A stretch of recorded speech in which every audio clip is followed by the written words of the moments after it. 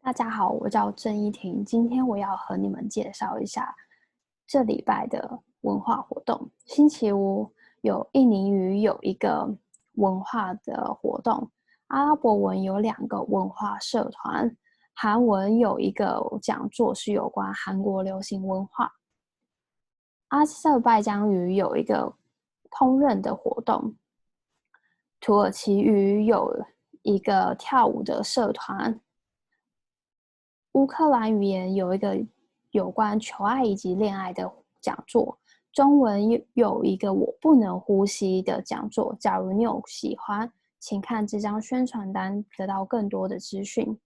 这周末在星期六有2个活动，第一个是暑期 Project Go 台湾的中文项目开幕式，再来是中文电影小组讨论。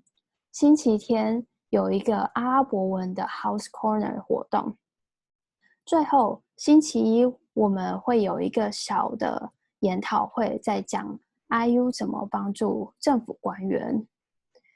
这个活动有一个影片，可以到这个网址上面去看影片。利用这周末有时间可以看一下这影片。星期一的时候可以和作者 Dr. Cam 一起来讨论。假如你有兴趣，请到我们的宣传单上面看更多资讯。你也可以在 Language Workshop Event Calendar 上面找更多资讯。谢谢你们，祝你们周末愉快。